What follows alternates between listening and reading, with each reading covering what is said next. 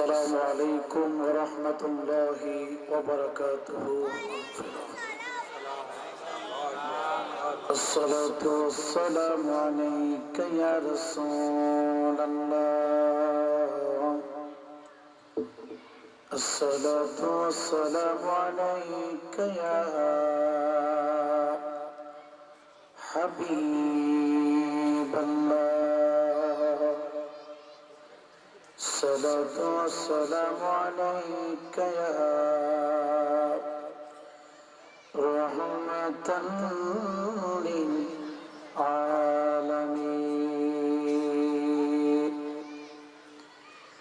الحمد لله رب العالمين. أعوذ بالله من الشيطان الرجيم.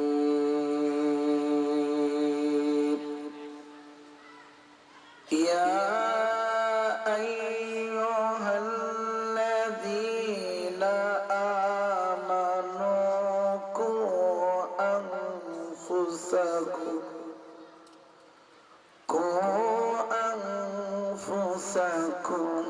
وأهليكم نارا. بسم الله الرحمن الرحيم. فلا وربك لا يؤمنون حتى يحكموك فيما شجر بينهم ثم لا يجدوا في أنفسهم حرجا مما قضيت ويسلموا تسليما. اللهم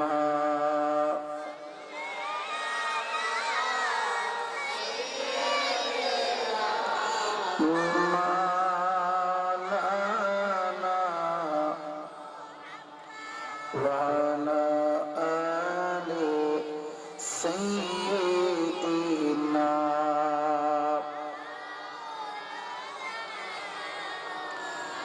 قرآن پارا درود پڑھا সিজদা করো মাবুদে, মরণ কালে পাবে দিদার বলছেন নবী জবানে। আল্লাহুম্মা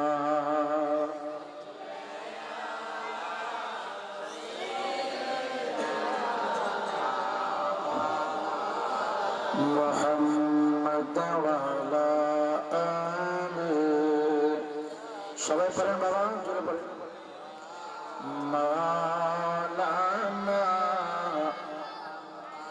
রহমান রহিম তোমারি নাম,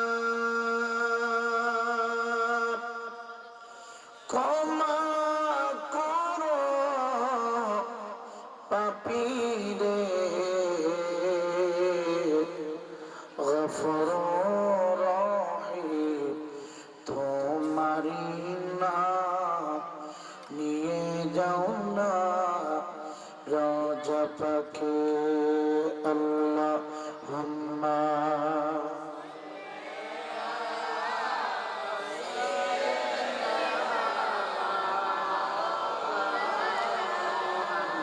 وعلى آل سيدنا.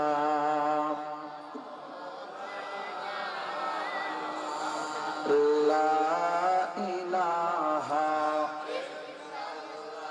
جور لا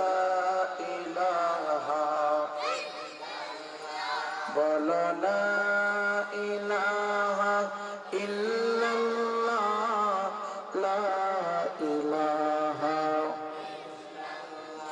বলো লা ইলাহা, ও লা ইলাহা, লা ইলাহা ইল্লাল্লাহ মুহাম্মাদুর রাসূলুল্লাহ সাল্লাল্লাহু তাআলা আলাইহি ওয়াসাল্লাম।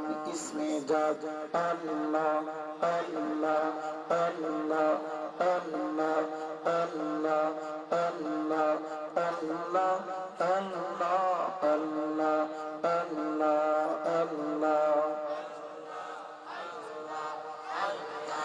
আল্লাহ আল্লাহ কে মুবারক নাম है अल्लाह अल्लाह आशिकों का काम है अल्लाह अल्लाह अल्लाह अल्लाह अल्लाह ला इलाहा इल्लल्लाह मुहम्मदुर रसूलुल्लाह সাল্লাল্লাহু আলাইহি ওয়াসাল্লাম। সাল্লাল্লাহু আলাল হাবিব। অবস্থিত অধ্যকার ঐতিহ্যবাহী ফয়জানে রেজা সুন্নি যুব সংঘের উদ্যোগে এলাকার সকল কবরবাসীদের রূহের মাগফিরাতের কামনায় তৃতীয় বার্ষিক পবিত্র ইসরাইলি সওয়াব ইসলামী সুন্নি মহাসম্মেলনের সম্মানিত সুযোগ্য সুদক্ষ সভাপতি অত্যন্ত শ্রদ্ধাভাজন প্রবীণ আলিম দ্বীন পীরে তরিকত আল্লামা আলহাজ মাওলানা হাফেজ গাজী জাবের আল মনসুর মোল্লা সাহেব খতিব বাদগর ঐতিহাসিক শাহজাহান অনুষ্ঠিত আজকের মাহফিলে উপস্থিত বিশিষ্ট মুরব্বী জনাব মোহাম্মদ আব্দুল আজিজ মিয়া সাহেব, জনাব মোহাম্মদ মুসলিম মিয়া সাহেব, জনাব মোহাম্মদ জহিরুল ইসলাম সাহেব, জনাব মোহাম্মদ হোসেন মিয়া সাহেব সহ আমন্ত্রিত মেহমানবৃন্দ, মেহমান আলা, এতক্ষণ পর্যন্ত যিনি কোরআন ও হাদিস থেকে তাফসীর পেশ করেছেন প্রখ্যাত আলিম দ্বীন উস্তাদুল উলামা মুনাজির আজম মুফাসসির কোরআন লেখক ও গবেষক আল্লামা মাওলানা মুফতি আবু জাফর মোহাম্মদ হেলাল উদ্দিন সাহেব কথা বলেছেন। হযরত উলামায়ে কেরাম, উলামায়ে আহলে সুন্নাহ অবস্থিত হয়েছেন দূর দূরান্ত থেকে আগত মুরব্বী নিজাম সমাবেশী যুব সমাজ, সকলের খেদমতে আবারও শান্তির বাণী। আসসালামু আলাইকুম ওয়া রাহমাতুল্লাহ। বাবাজি, বেশি সময় নয়, অল্প সময় কিছু মূল কথা বলবো। আমার পরে হুজুর গাজী জাবের আল মনসুর মোল্লা সাহেব মিলাদ ও দোয়া করবেন। চেষ্টা করব 30 থেকে 40 মিনিট সময়ের ভিতরে আমার অনেকগুলো কথা সমাপ্ত করার জন্য। তো আমরা এখানে যারা আছি অনুরোধ করছি, রাত 5 মিনিট কম 11টা বাজে, যদি মনে করেন যে আপনার শোনার মতো ফিলিংস চাহিদার ভিতরে আছে, আদব নিয়ে মাহফিলে বসে গেলে সুন্দর হবে। আর যদি আপনার প্রয়োজন মনে না হয়, যার যার বাড়িতে গিয়ে ঘুমিয়ে থাকুন, সময়টা কাজে লাগবে। কি প্রয়োজন অযথা সময় নষ্ট করবে? কারণ সময়ের জবাবদিহিতা মনিবের দরবারে কোনো না কোনো একদিন আমাকে আপনাকে দিতে হবে। এজন্য অযথা রাস্তাঘাটে, দোকানপাটে, চা হোস্টেলে সময় নষ্ট না করে আমরা যেন মাহফিলে চলে আসি। আর মাহফিলের ভিতরে যারা বুট বাদাম ইত্যাদি খাচ্ছি, এটা চরম পর্যায়ে একটা বেয়াদবি। আমার পূর্বে যিনি কথা বলেছেন উনি আমার মতো হাজার হাজার রায়পুরীর মতো আলেমদের উস্তাদ, হুজুর কথা বলেছেন, আপনারা বসে বসে বুট চাবাইতেছেন, বাদাম খাইতেছেন, এগুলি আসলে তো একটা বদ অভ্যাস। আমি বাদুঘরে যতবার আসি ততবারই কথাগুলি বলি। ভবিষ্যতে আজকে যেহেতু হয়ে গেছে, ভবিষ্যতে কোন আলেম স্টেজে কথা বললে আপনারা বুট বাদাম ইত্যাদি কোনো প্রকারের খাবারের সাথে সম্পর্ক রাখবেন না। কারণ আপনার খাবারের কাছে যদি আপনার সম্পর্ক থাকে, বোঝা যায় যে উলামায়ে কেরামের আলোচনা আপনার কাছে অগ্রহণযোগ্য, আপনার কাছে ভালো মনে হচ্ছে না। আপনি সামান্য একটা বুটকে বেশি প্রাধান্য দিচ্ছেন, বাদামের কাছে আপনার মনোযোগ হারিয়ে ফেলেছেন, একটা চায়ের কাছে আপনার মনোযোগ হারিয়ে ফেলেছেন। আরে ভাই, প্রতিদিন তো ওয়াজ মাহফিল হয় না। 11 মাস পর পর সর্বোচ্চ সন্ধ্যার পর থেকে রাত 12টা 12:30 পর্যন্ত 4-5 ঘন্টা সময় আমরা এক জায়গায় বসলে আমরা জানি কেমন একটা ভাবসাব নিয়ে চলে আসি। মানুষ মসজিদের ভিতরে গেলে ঘড়ির দিকে তাকায় থাকে, মানুষ জিকিরের মাহফিলে বসলে বারবার ঘড়ির দিকে তাকায়, কোরআন হাদিসের মজলিসে চলে আসলে মানুষ বারবার ঘড়ির দিকে তাকায়। মানুষ যখন বাউল গানে অংশগ্রহণ করে, চা হোস্টেলে বসে ভিন্ন কোন অনুষ্ঠানে অংশগ্রহণ করে, তখন ঘড়ির দিকে তাকায় না। খেলার মাঠে গেলে ঘড়ির দিকে তাকায় না। ফুটবল খেলা হচ্ছে, ক্রিকেট হচ্ছে, দাঁড়িয়ে বান্ধা হচ্ছে, হাডুডু হচ্ছে, ভাই কোন মানুষ ঘড়ির দিকে তাকায় না। আর আমরা ওয়াজ মাহফিল আসলে বারবার শুধু ঘড়ির দিকে তাকাই। আর ওয়াজ মাহফিল আসার আগে 250 গ্রাম বুট কিনা পকেটে ঢুকাইতে, এই যে একটা অভ্যাস। মানুষ খাবার খাইতে খাইতে টয়লেট পর্যন্ত চলে গেছে, কথা খাই না। টয়লেটের ভিতরে বৈশা মানুষ খাবার খায়নি, কথা বলি। এক শ্রেণীর মানুষ আছে খায়নি, ঘুম থেকে উঠে এই যে সিগারেটটা ধরাইছে, ধরাই উপর দিয়ে টানতেছি, নিচে দিয়ে ছাড়তেছি, কথা হয় না। আসির এরকম, এগুলি তো বদ খাসিয়ত। এইগুলিকে আমাদেরকে পরিবর্তন করতে হবে। আপনারা কি কষ্ট হইতেছে, রাগ করতেছেন আপনারা? সবাই মনোযোগ সহকারে কিছু কথা শুনবেন ইনশাআল্লাহ। বলি ইনশাআল্লাহ আমরা এই ময়দানে আসতে পেরে বসতে পেরে সবাই খুশি নেবে যায়। আমি তো আপনাদের পুরাতন মানুষ, এই মাহফিলটাতে আজকে নিয়ে 3 বার আসা হয়েছে না, আজকে নিয়ে 3 বার। তো এখানে তো আমার কোনো ইচ্ছা নেই, মালিক রিজিকের ফয়সালা করেছে, উপস্থিত হয়েছে। তো আমি আয়াতে কারিমা ছোট্ট করে তেলাওয়াত করেছি, কারণ রাত্র অনেক হয়ে গেছে, 11টা বাজে। 12:30টার ভিতরে আমাদের সবকিছু শেষ করতে হবে। কারণ সব সময় মনে রাখবেন, আমি যে কথাটা প্রতিটা মাহফিলে বলি, সারা রাত্রের ওয়াজ আর ফজরের নামাজের এক সেজদা সমান। এজন্য সারা রাত ওয়াজ করে শুনে যেন ফজরের নামাজ কারো কাছ থেকে ছুটে না যায়। আল্লাহ পাক আমাদের সকলকে কবুল করুক, জোরে বলি আমিন। সকলে একটু মহব্বতে দরুদ শরীফ পড়েন। আল্লাহুম্মা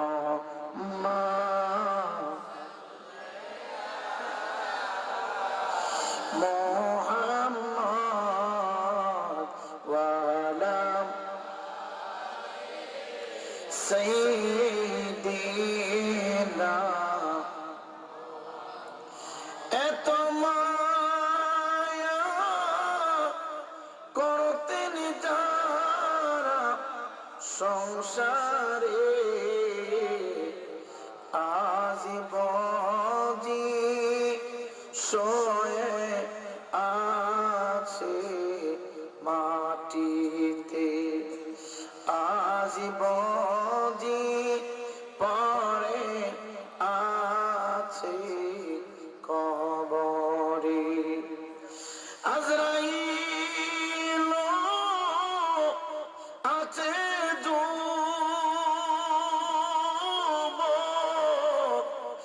দাঁড়ায়া, কোন দিন জানি কারে নিবে তলিয়া। ইমানদার মুসলমান যুবক, আল্লাহর কসম করে বলি রে, রাস্তায় দাঁড়ায়া, দোকান দোকানপাটে চা হোস্টেলে সময় নষ্ট করলে যারা পরিমাণ কোন সওয়াব ফেরেশতারা আমার আপনার আমলনামার ভিতরে বরাদ্দ করে না। দুনিয়ার সমস্ত কিছু ত্যাগ করে দিয়ে রে আমার নবী আপনার নবী হায়াতুন নবী জিন্দা নবী বলে ডাক দিয়া কয় আমার উম্মতের ভিতরে যে উম্মতটা নেক কাজ করার জন্য ঘর থেকে নিয়ত করে বাজার হয়ে যায়, ধরেন আগামী কালকে ফজরের নামাজ পড়বেন, নিয়ত করে ঘুম থেকে উঠলেন, ওযু করলেন, ঘর থেকে বাহির হয়ে গেলেন, যতটা কদম সামনের দিকে বাড়াবেন মসজিদ থেকে ঘর পর্যন্ত 200 গজ দূরত্ব আছে, 500 গজ দূরত্ব আছে, এই যুবক ভাই যত দূরত্ব হয় যতটা কদম সামনের দিকে বাড়াবেন প্রত্যেকটা কদমে কদমে ফেরেশতারা পারাতগুলো কেটে দিয়ে বান্দার আমলনামার ভিতরে 10টা করে নেক বসায় দেন। মাহফিল শোনার জন্য যাবেন, যতটা কদম সামনের দিকে বাড়াবেন বান্দা নেক কাজ করার জন্য যতটা কদম সামনের দিকে অগ্রসর হবে রে বাবা, প্রতিটা কদমে কদমে ফেরেশতারা পারাতগুলো ক্যান্সেল করে দিয়ে ওই বান্দার আমলনামার ভিতরে নেকগুলো ঢুকায় দেন, বসায় দেন। চিৎকার দেখি সুবহানাল্লাহ বলা যাবে না। ইমানদার মুসলমান যুবক, এইভাবে আর কত ঘন্টা সময় তুমি নষ্ট করবা? 20টা বছর পার হয়ে গেল, 40টা বছর পার হয়ে গেল, 50 বছর পার হয়ে গেল। আব্বা দাও তোমার পা 2টা বাড়ায় দাও, বয়ান করলে পায়ে ধরা লাগে না, হাতে ধরা লাগে না। এই জন্য বিনয় সহিত বলছি, আমাদের দায়িত্ব হলো বলা। আমার নবী বলে বাল্লিগু আন্নি ওয়ালাউ আয়াত, আমার পক্ষ থেকে যারা বোঝে না তাদেরকে বোঝায় দাও, আমার বাণী আমার উম্মতের কাছে পৌঁছায় দাও। এই ইমানদার মুসলমান যুবক বুঝানোর জন্য ওয়াজ মাহফিলের ব্যবস্থা করা হয়েছে, যে মানুষগুলো পথহারা পথ দেখানোর জন্য ব্যবস্থা করা হয়েছে, যে মানুষগুলো বোঝে না তাদেরকে বোঝানোর জন্য ব্যবস্থা করা হয়েছে। আল্লাহর কসম করে বলি, আমি রায়পুরীর ওয়াজ দিয়ে আপনি হেদায়েত হবেন না। একটু আওয়াজ দিয়ে বলেন না হেদায়েতের মালিক কে? চলে বলেন না কে? আমাদের দায়িত্ব হলো বলা। আর আল্লাহ রাব্বুল আলামিন বলিয়া আইয়ুহাল্লাযীনা আমানু কু আনফুসাকুম ওয়া আহলিকুম নারা। আল্লাহ রাব্বুল আলামিন ডাক ডাক জগৎবাসী, ও আমার ইমানদার বান্দারে, নিজের জাহান্নামের আগুন থেকে বাঁচাও, তোমার পাড়া প্রতিবেশী আওলাদ যারা আছে তাদেরকে জাহান্নামের আগুন থেকে বাঁচাও। নিজের সমস্ত বারাতগুলি আস্তে আস্তে করে ছেড়ে দাও, আর একটা ভাইকে বারাত ছেড়ে দেওয়ার জন্য দাওয়াত দাও। নিজে নেক আমলগুলো করাবা, আর একটা ভাইকে নেক আমলগুলো করার জন্য উৎসাহিত করবা। নিজে আল্লাহকে সাজদা করবা, আর একজন ভাইকে সাজদা করার জন্য তুমি তাকে দিবা, দাওয়াত দিবা। ইমানদার মুসলমান বাবা, দুনিয়াটা কার জন্য থাকার জায়গা না, সবাইকে চলে যেতে হবে, সবাইকে চলে যেতে হবে। এলাকার সমস্ত মুরব্বীদের স্মরণে, কবরবাসীদের স্মরণে আপনারা মাহফিলটা সাজিয়েছেন। এমন একটা সময় ছিল, আজকে যারা কবর এই মানুষগুলো অত্র অঞ্চলে বসবাস করত, এই মানুষগুলো মসজিদের ভিতরে অবস্থান করে সেজদা দিত, এই মানুষগুলো ময়দানে বসে বসে উলামায়ে কেরামের কথাগুলো শ্রবণ করত, ওই মানুষগুলো জিকিরের মাহফিলে অংশগ্রহণ করত। আজকে তারা দুনিয়া থেকে বিদায় হয়ে গেল, একদিন আমরাও থাকবো না। আব্বা যে আদম থেকে শুরু করে ঈসা রুহুল্লাহ পর্যন্ত কোন নবী রাসূল দুনিয়াতে নাই। আবু বকর থেকে শুরু করে হযরত মাওলানা জয়নুল আবেদিন পর্যন্ত কেউ নাই। জয়নুল আবেদিন থেকে শুরু করে বাবা শাহজালাল পর্যন্ত কেউ দুনিয়াতে নাই, সবাই বিদায় হয়ে গেছে। একটু আওয়াজ দিয়ে বলেন না, আমরা কি থাকতে পারবো? পারবেন কেউ? কেউ নাই, সবাইকে চলে যেতে হবে। কথা কোন ঠিক কিনা? এর জন্য বাহাদুরি, তামাশা, তারপরে নিজের ফখরতা, নিজের অহংকার, দেমাগ সব কিছু পিছনে ফেলে দিয়ে আল্লাহ এবং তার পিয়ার হাবিবের মহব্বত অন্তরে ধারণ করে আমাদের সকলকে সামনের দিকে আগাতে হবে। কথা বলেন ঠিক কিনা? কেউ যদি আপনাকে গাল মন্দ করে, অসুবিধা নাই, তার গালি তার কাছে থাকবে। কেউ যদি আপনাকে আঘাত করে অসুবিধা নাই, আপনি বলবেন ইন্নাল্লাহা মাআস সাবিরিন। আপনাকে কেউ ধাক্কা দিয়েছে, কোনো সমস্যা নাই, ছেড়ে দেন না আল্লাহর উপরে। আপনাকে গালি দিয়েছে, ছেড়ে দেন আল্লাহর উপরে। আপনার বিরুদ্ধে কথা বলেছে, ছেড়ে দেন আল্লাহর উপরে। জোরে বলেন, আমার আপনার চাইতে সকল ক্ষমতার মালিক কে? জোরে বলেন, কে? আমি আর আপনি যে সিদ্ধান্তটা গ্রহণ করব, যে সিদ্ধান্ত নিব, চূড়ান্ত সিদ্ধান্তকারী কে? জোরে বলেন না, কে? এই জন্য কেউ যদি আপনাকে ধাক্কা মারে, শুধু আল্লাহর উপরে ছেড়ে দিবেন। আল্লাহ, আজকে আমি দুর্বল হয়েছি, এর জন্য আমাকে ধাক্কা দিয়েছে। আল্লাহ, তোমার কাছে ছেড়ে দিলাম, তুমি যা ভালো মনে করো তাই করো।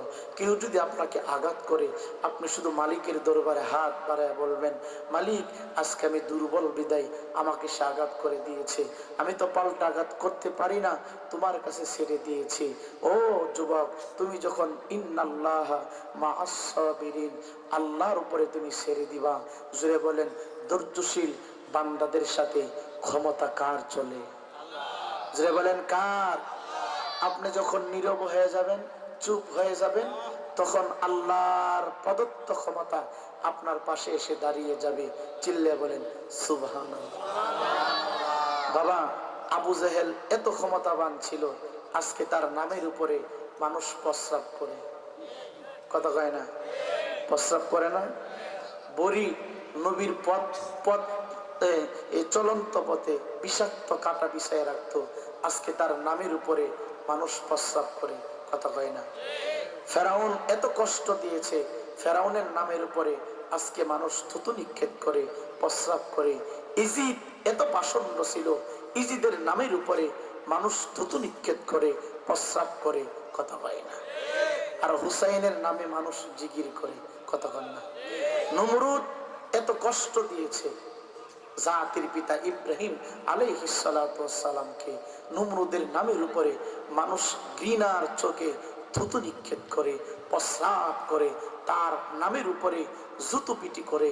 কিন্তু ইব্রাহিমের জিকির অদ্যাবধি পর্যন্ত চলছে, কিয়ামত পর্যন্ত চলমান থাকবে। কথা হয় না? আপনি নরম হয়ে যাবেন, আপনার জিকির আল্লাহ বুলন্দ করে দিবে।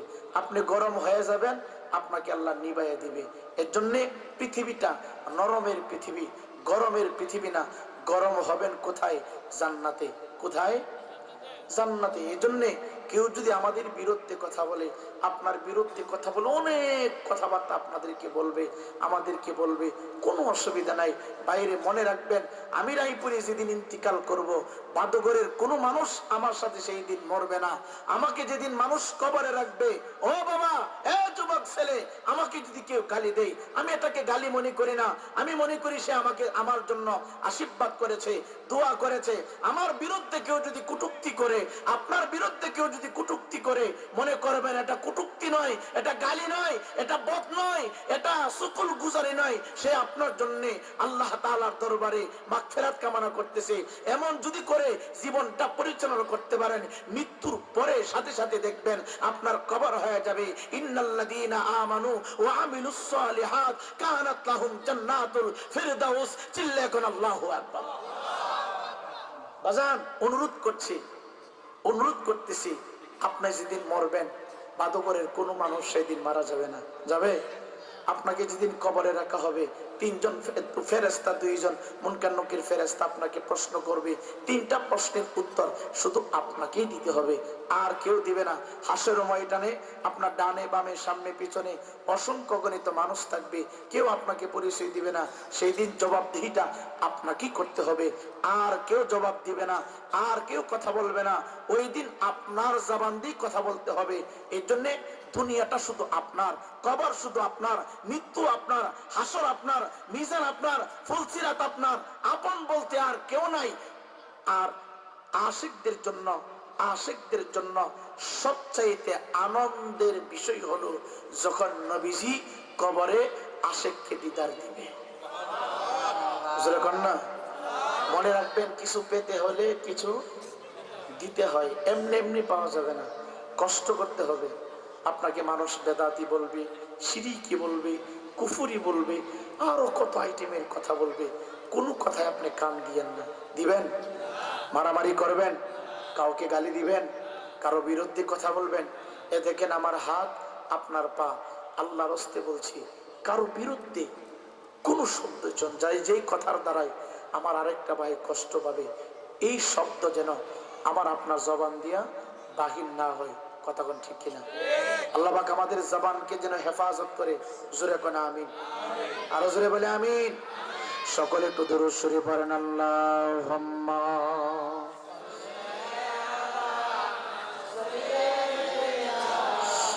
মাওলানা মুহাম্মদ ওয়া আলা সাইয়্যিদিনা।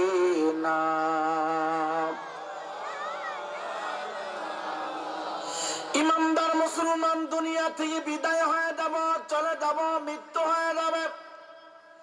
আল্লাহর কসম করে বলি, যেই দেহের ভিতরে আত্মা ছেড়ে যুবক, এই দেহ থেকে পাখি বাহির হয়ে যাবে।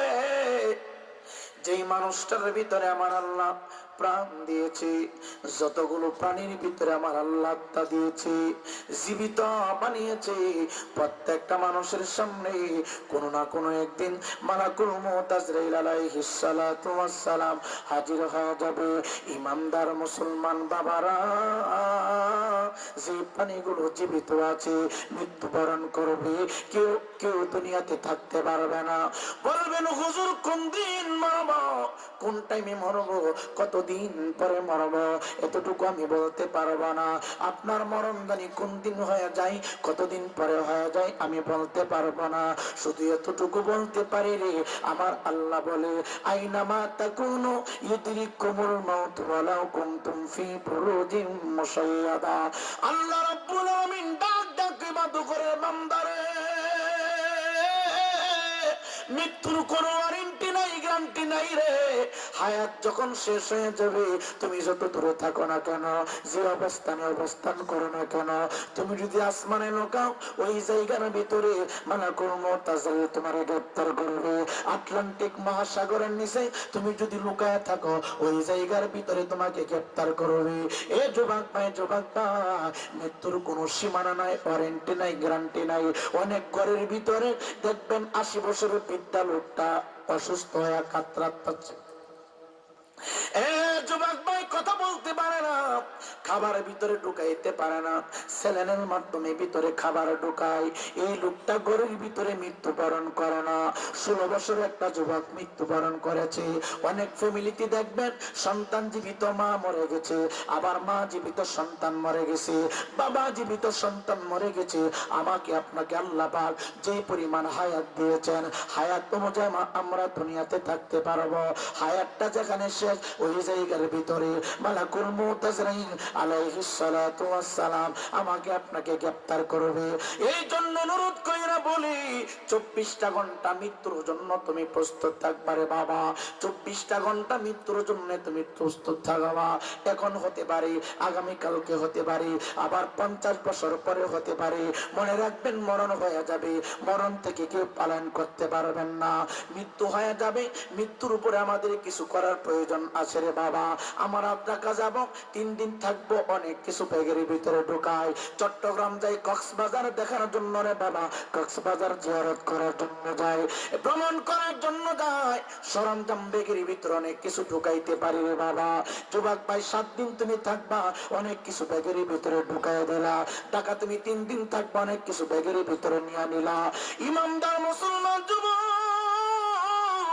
মৃত্যু নামক যে বস্তুটা যুবক যেদিন আমাদেরকে ধরবে, আজরাইল যেদিন আমাদের ভিতর থেকে আত্মাটা নিয়ে যাবে, শূন্য খাঁচাটা পরে থাকবে রে বাবা। আমাদের শূন্য খাঁচা রাখার জন্য একটা ঘর নির্মাণ করবে। এই ঘরের জন্য তুমি কি প্রস্তুত গ্রহণ করেছো বাবা? বিল্ডিং তো ঘরের ভিতরে যাবে না, কম্বল তো ঘরের ভিতরে যাবে না, এসি লাগানো যাবে না, বিসি বাতি লাগানো যাবে না। ওই ঘরটাকে আলোকিত করার জন্য তুমি কি সংগ্রহ করেছ? এই ইমানদার মুসলমান যুবকদের পা 2 টাকাদের যুবক, কেউ পৃথিবীতে থাকবে না, থাকবে না, সবাইকে চলে যেতে হবে, সবাইকে চলে যেতে হবে।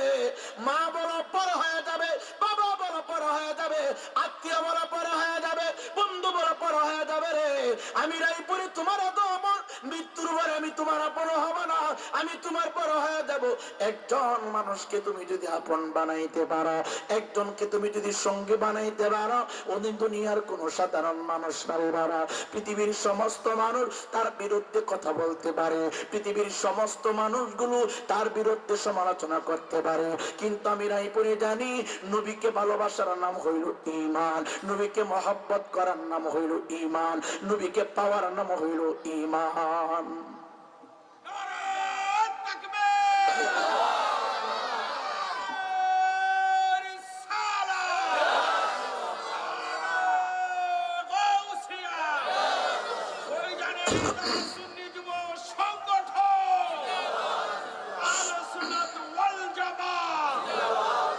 সম্মানিত হাজিরিন, যুবক মনে রাখবেন, মনে রাখবেন, আল্লাহ যদি খুশি হয়ে যায়, নবী যদি সন্তুষ্ট হয়ে যায়, ওই বান্দার কোনো টেনশন থাকে না, চিন্তা থাকে না। একটু আওয়াজ দিয়ে বলেন না, নবীর সম্মান আর ইজ্জত বাড়াইলেন কে? জোরে বলেন না কে? আব্বাজি আদম থেকে শুরু করে কিয়ামত পর্যন্ত যত সম্মানী মানুষ পৃথিবীতে শুভাগমন করবে রে বাবা, আমার নবীর সম্মান, আমার নবীর ইজ্জত, আমার নবীর মর্যাদা কেমন হবে একটু জেনে নাও। কে কি বললো না বললো এইগুলি শোনার কোনো প্রয়োজন নাই, কারণ নবী যখন ছিল রে, আবু জেহেল তখন জীবিত ছিল। ওই জামানার ভিতরে আবু বকর ছিল, ওমর ছিল, ওসমান ছিল, আলী ছিল, অসংখ্য অগণিত সাহাবায়ে কেরাম ছিল রে বাবা। আবু জেহেল মনে মনে চিন্তা করত, মোহাম্মদ আমার মতো, কারণ আমি আবু জেহেল যেভাবে হাট বাজারে যাই, মোহাম্মদ সেইভাবে হাট বাজারে যায়। আবু জেহেল মনে করতো রে, আমি যেইভাবে বিবাহ করেছি, আমার যেমন সন্তান হয়েছে, মোহাম্মদের হাত আছে, মোহাম্মদের পা আছে, আমি 3 বেলা যেমন ভাবে খাবার খাই, মোহাম্মদ সেইভাবে খাবার খাই। এই জন্য আবু জেহেল মনে করতো, আবু জেহেল মনে হয় মোহাম্মদের মতো, নবী মনে হয় আবু জেহেলের মতো। এটা মূর্খের কথা, এটা কোন জ্ঞানী মানুষের কথা না। আবু জেহেল এমন মনে করত। আর আবু বকর সিদ্দিক মনে করত রে, আমার নবী আমার মত না, আমার মত না, ওমরের মত না, ওসমানের মত না, আমার নবীজি অন্য কোন নবীর মত না, নবী আমার নবীর মত। খোদার কসম করে বলে রে যুবক, আব্বা যে আদম থেকে শুরু করে কিয়ামত পর্যন্ত যত সম্মানী মানুষ দুনিয়ার জমিনে আগমন করবে রে, সমস্ত মানুষের মর্যাদা যদি এক পাল্লাতে রেখে দেওয়া হয়, আর আমার হায়াতুন নবী, জিন্দা নবীকে আমার আল্লাহ এত সম্মান দিয়েছে, এত ইজ্জত দিয়েছে, এত কদর দিয়েছে, এত মাকাম আর আল্লাহ বাড়িয়েছে, আমার নবীর পবিত্র নাম মুবারক যদি রে অপর পাল্লাতে তুলে দেওয়া হয়, আমার নবীর নাম মুবারকের পাল্লাটা আল্লাহর দরবারে দামি হয়ে যাবে। এ যুবক ভাই, আমি ভালো করি মন্দ করি, আমার আল্লাহ দেখে, আমার আল্লাহ দেখে রে। ডান দিকে কেন বাম দিকে কেন 2 জন সাংবাদিক, ডান দিকে একজন বাম দিকে একজন, আবার মৃত্যু কেন রে? মৃত্যু হয়ে গেলে কে জান্নাতি কে জাহান্নামী আল্লাহ দুনিয়ার জমিন থেকে সিদ্ধান্ত করতে পারে রে।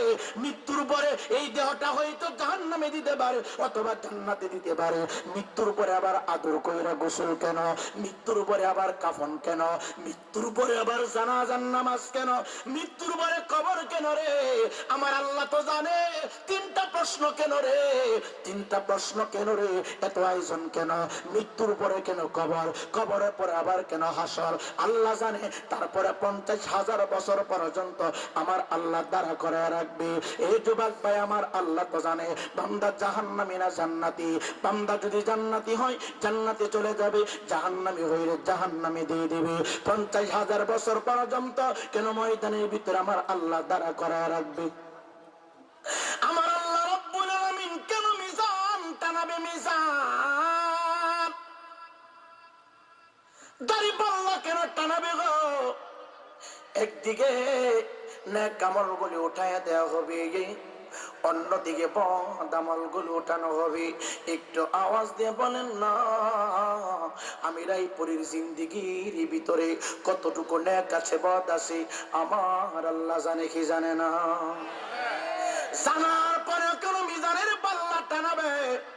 যুবক ভাই কেন আবার ফুলছি রাত? যুবক ভাই ফুলসিরাত কেন রে?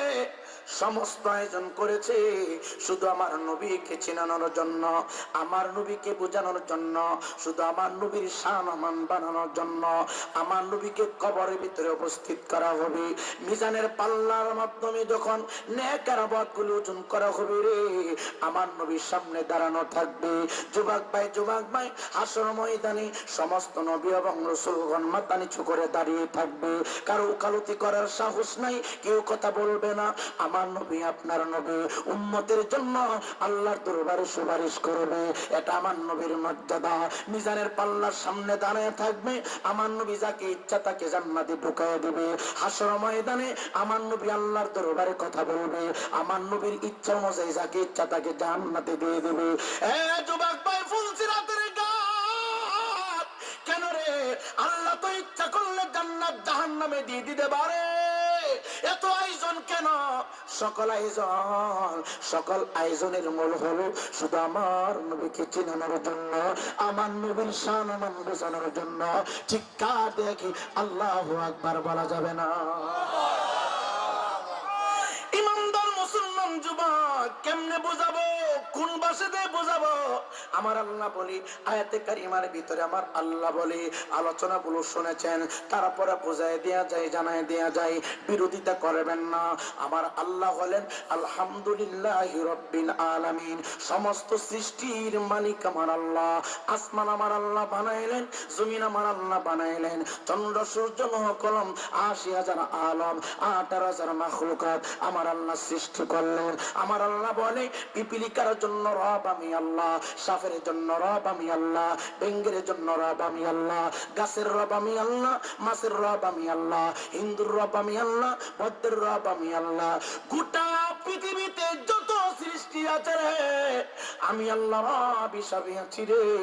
আমার বন্ধুকে তোমরা চিনতে পারো নাই, আমার বন্ধুকে আবু জেহেল চিনে নাই, উতবা সাহেবা চিনে নাই, আমার বন্ধুকে আবু লাহাব বা চিনে নাই, আবু বকর চিনেছে দামি হয়ে গেছে, উমর চিনেছে দামি হয়ে গেছে।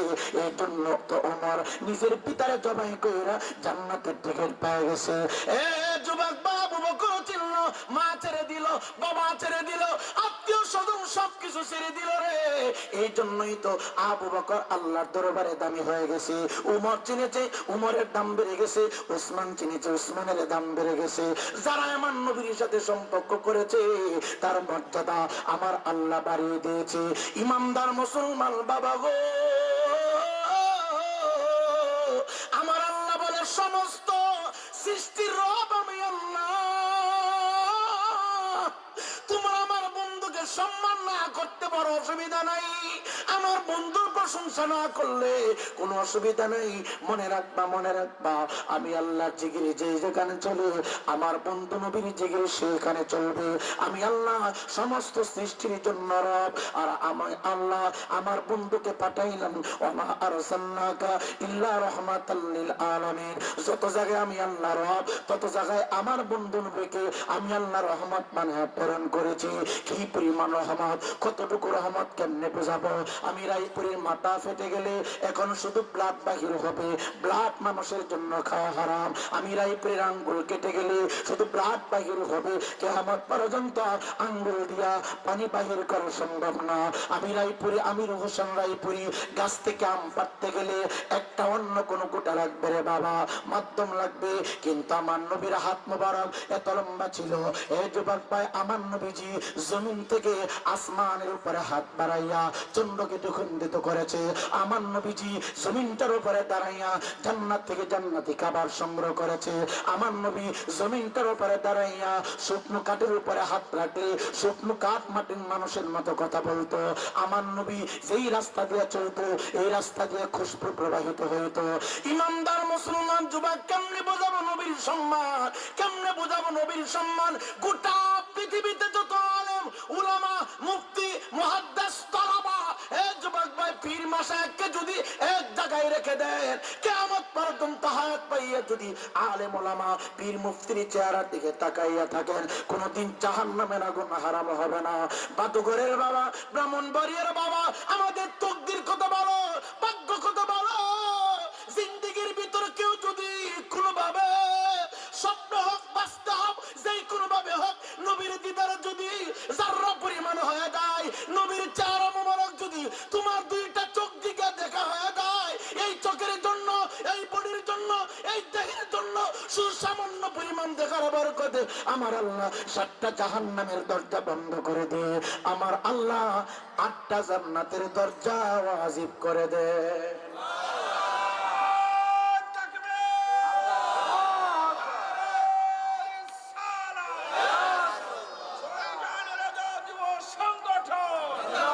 এটাই হলো মা আরসালনাকা ইল্লা রাহমাতাল লিল আলামিন,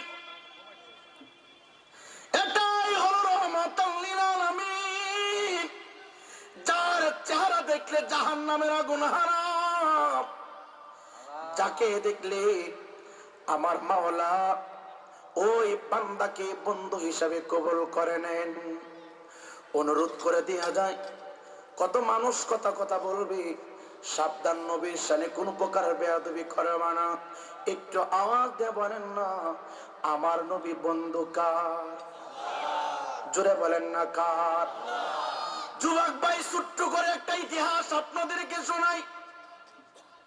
উহুদের ময়দানে এক সাহাবী যুদ্ধ করতে যাইয়া তার চোখ তীরের আঘাতে খুলে গেছে।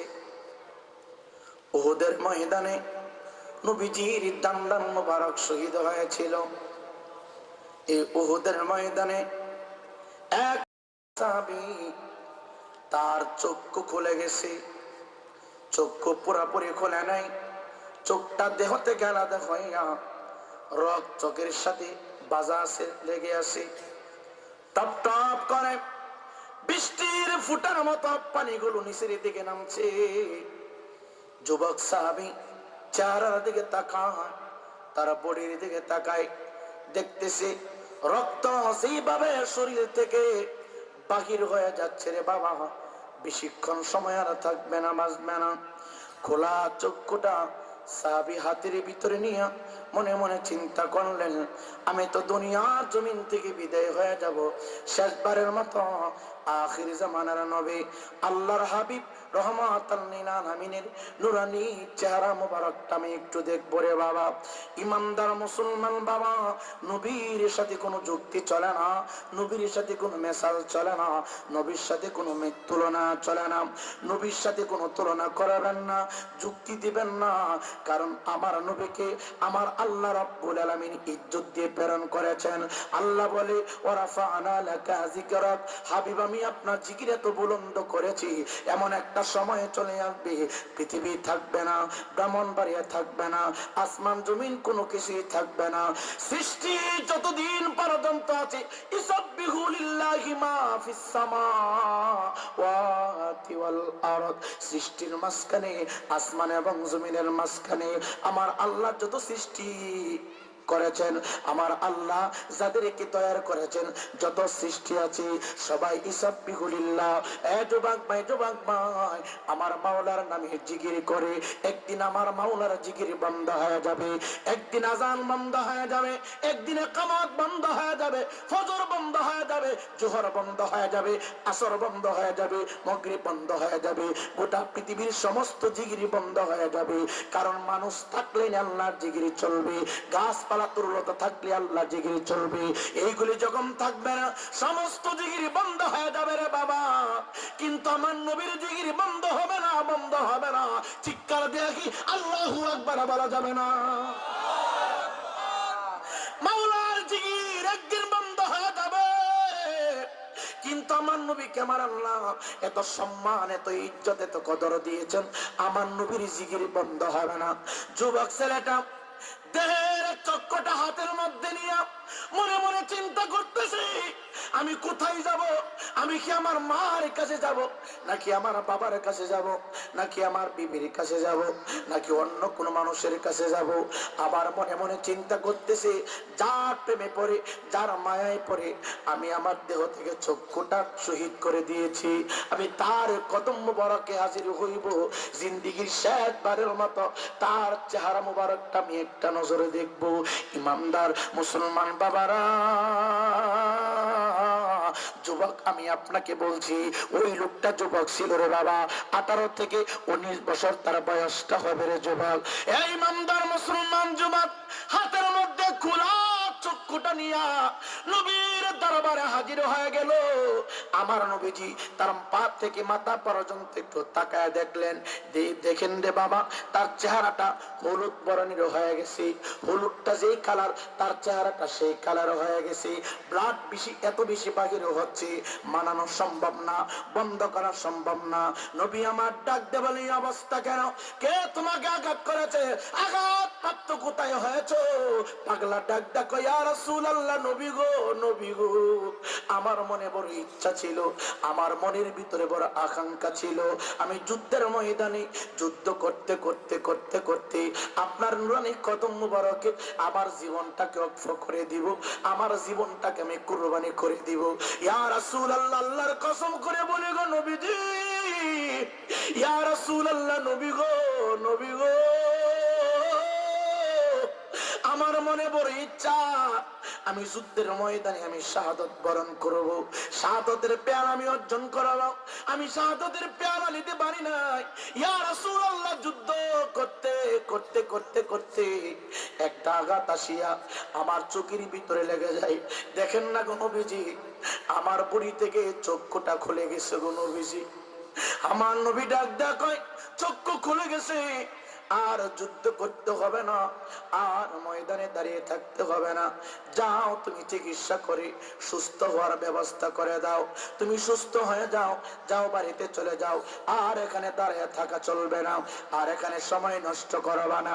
যুবক ছেলে ডাক দেখো, ইয়া রাসূলুল্লাহ, ইয়া হাবিবাল্লাহ, বাড়িতে আমার নতুন বিবি, আমি বাড়ি থেকে আসার সময় আমার চক্ষুটা খোলা পালো ছিল, সুস্থ ছিল, আমি আমার চক্ষু দিয়া সবকিছু দেখেছি, আমি আমার চক্ষু দিয়া ডান দিক বাম দিক চতুর সাইড দেখেছি।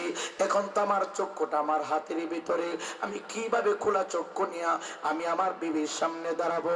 ইয়া রাসূলুল্লাহ, বিবি আপনার বিরুদ্ধে মন্তব্য করবে। নবী বলে, কি করা লাগবে? ইয়া রাসূলুল্লাহ, নবী গো, নবী গো, নবী গো, যদি বাড়িতে যেতে হয় আমার চক্ষুটা আপনাকে ভালো করে দিতে হবে। নবী আমার ডাকা দিয়া কয়, পাগলা রে,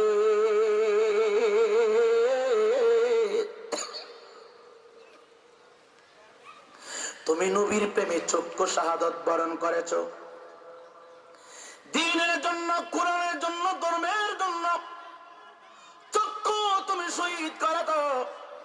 আমার আল্লাহ তোমার প্রতি খুশি হয়ে গেছে, সন্তুষ্ট হয়ে গেছে, যাও যাও, আমার আল্লাহ মৃত্যুর উপরে তোমাকে জান্নাত দিয়ে দিবি। যুবক ডাক দে বলে, ইয়া রাসূলুল্লাহ, ইয়া হাবিবাল্লাহ, নবী গো, এখনো তো আমার দেহের ভিতরে আত্মা আছে, প্রাণ আছে গো নবীজি, মৃত্যুর উপরে জান্নাতের প্রয়োজন, মৃত্যুর আগে তো বেঁচে থাকার দরকার, আমার চোখের দরকার, মরে গেলি আমি জান্নাত পাবো, আমার আল্লাহ দিবে। এখন তো চলাফেরা করতে গেলি আমার চক্ষুটা লাগবে, চোখ ভালো করে দিতে হবে। নবী আমার ডাক ডাকে, যাও দাও, আমার মাওলা খুশি হয়ে গেছে, তোমার উপরে রাজি হয়ে গেছি। জিবরাইল আমার কাছে চলে আসছে, এই মুহূর্তে তোমার ব্যাপারে কথা হয়েছে, আমার আল্লাহ তোমার প্রতি রাজি এবং খুশি। নবী আমার বারবার তাকে আমার জন্য বাড়িতে যাওয়ার জন্য কথা বলছি, আর যুবক ডাক ডাক, নবী গো, আপনি যতই আমাকে বারণ করেন বিদায় দেন, আল্লাহর কসম করে বলি গো নবী, আমি আগে যেমন ছিলাম ওই অবস্থায় না ফিরা পর্যন্ত আপনার নুরানি কদম মুবারকের সামনে থেকে একটা কদম সামনে বাড়াবো না। ইয়া রাসূলুল্লাহ, মৃত্যুর উপরে জান্নাত দিবে আল্লাহ গো, আল্লাহ রাব্বুল আলামিন মৃত্যুর পরে জান্নাত দিবে। এখন তো আমার চোখের প্রয়োজন, চক্ষুটা ভালো করে দিতে হবে। কয় আল্লাহ ভালো করবে। ডাক দেখো, না না না, চক্ষু ভালো করে দিবে রহমাতাল লিল আলামিন, আর মৃত্যুর পরে জান্নাত দিবে রব্বুল আলামিন। জান্নাতের মালিক আমার আল্লাহ, মৃত্যুর পরে আমার জান্নাত দিবে আমার আল্লাহ। চক্ষু দিবেন আপনি, ভালো করে দেন। আমার নবীজি প্রেমের জালে আটকা পড়ে গেলেন। ডাক দেয়া কই, পাগলা, প্রেমের জালে তুমি আমাকে আটকে দিলাম। দাও চক্ষুটা দাও। আমার নবীজি ডান হাত মুবারকে খোলা চক্ষুটা উঠায় নিলেন। নবীজির জিব্বা মুবারকের আগা মুবারক থেকে যুবক ভাই আমার থুতু আর নবীজির থুতু মুবারক দেখেন কত বরকতপূর্ণ রে বাবা। আমার হাত আর আমার নবীর হাত মুবারকে কত বরকত রে বাবা। আমার নবীজির জিব্বা মুবারকের আগা মুবারক থেকে রে সামান্য পরিমাণ লালা মুবারক খোলা চক্ষুর উপরে একটু লাগাইয়া আমার নবীজি আগের জায়গায় ফিট করে দিলেন। ডাক ডাকে পাগলা, আমি যতক্ষণ পর্যন্ত হুকুম না করব ততক্ষণ পর্যন্ত তুমি তোমার দৃষ্টি খুলবা না, আমার দিকে তুমি তাকাইবা না। আমি যখনই হুকুম দিব তখন তুমি আমি নবীর চেহারা মোবারকের দিকে তাকাইবা। আগ মুহূর্ত পর্যন্ত তুমি তাকাইতে পারবা না। নবী আমার খোলা চক্ষুটা লালা মোবারক লাগাইয়া, এ যুবক ভাই চোখের যদি অপারেশন করতে হয় ডাক্তারের কাছে যেতে হয়। ডাক্তার সাহেব পরীক্ষা করিয়া কম্পিউটার দিয়ে পরীক্ষা করেন। এই যুবক ভাই অপারেশন করলে রে বাবা অনেক প্রকারের মেডিসিন দেহের ভিতরে ঢুকানো হয়, তারপরে একজন বিজ্ঞ ডাক্তার দিয়ে অপারেশন করানো হয়। অনেক দিন পর্যন্ত চোখের উপরে প্লাস্টার লাগানো থাকে, পানি লাগানো যায় না, উজু করা যায় না, পানি থেকে দূরে থাকতে হয়।